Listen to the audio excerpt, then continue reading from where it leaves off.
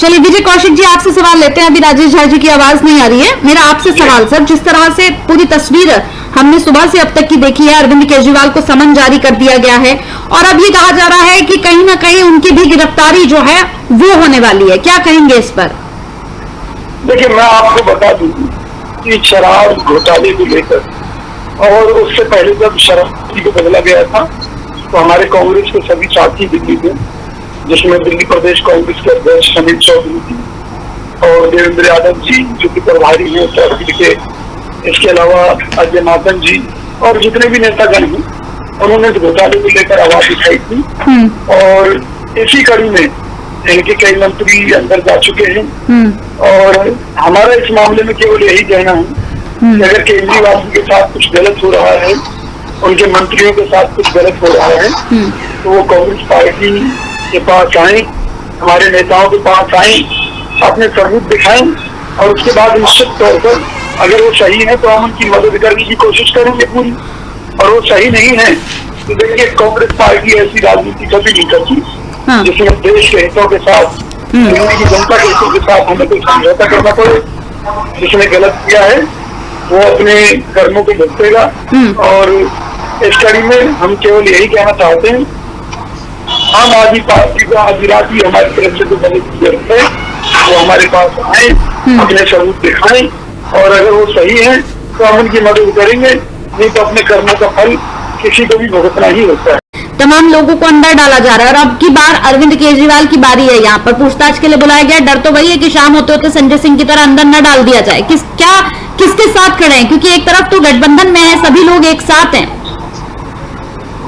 आपने बहुत अच्छी बात कही कि हम गठबंधन में हैं, लेकिन वो गठबंधन राष्ट्रीय स्तर को लेकर है, लोकसभा चुनावों को लेकर है और उसमें सीट शेयरिंग जैसे कई फार्मूले अभी क्लियर नहीं हुए हैं, पहली बात।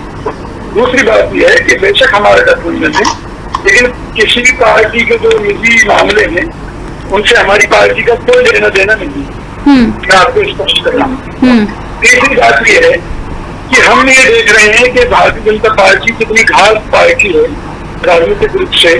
उसका एक उदाहरण है केजरीवाल, कि जब तक केजरीवाल उनकी बी टीम बनकर काम कर रहे थे और हर जगह कांग्रेस भूमिका अदा कर रहे थे वोट कटवा पार्टी, तब तक बीजेपी उन्हें उकसाती रही, चाहे वो शराब घोटाले की बात हो, चाहे वो कंस्ट्रक्शन में घोटाले की बात हो, प्राइवेट बिल्डरों को जमीनें देने की बात हो, दुनिया भर के घोटाले अगर हुए हैं तो उसके लिए बीजेपी ही जिम्मेदार है। उन्होंने कराए और जब उन्होंने देखा कि भी अब उनकी प्रासंगिकता खत्म हो गई, कटवा पार्टी की आम आदमी पार्टी के साथ खड़े हैं, नहीं खड़े हैं विजय कौशिक जी? देखिए, उनका अपना निजी मामला है, हम उस मुद्दे पर उनके साथ नहीं है। केजरीवाल ने हमारे पास आए, अपने सबूत लेकर आए, राहुल गांधी जी को, मल्लिकार्जुन खड़गे जी को अपने सबूत दिखाए। अगर उनमें दम होगा तो निश्चित तौर पर हम आम आदमी पार्टी का पूरा सहयोग करेंगे और अगर वो दोषी है तो उसमें हम उनकी कोई मदद नहीं कर पाएंगे।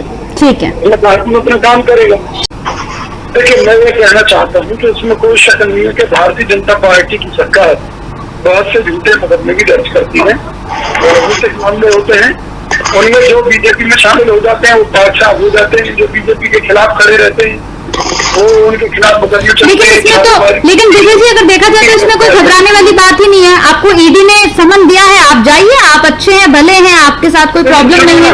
हाँ, हम तो देखिए, हमारी जो स्थिति है कि हमारे मानना नहीं, मोदी सरकार अब जिस मर्जी को जेल में डाले, हमें कोई परवाह नहीं है, चाहे वो हमारे नेताओं को डाल दे, चाहे केजरीवाल को अंदर डाल दे, क्यों पाप का घड़ा भरकर पूछता है।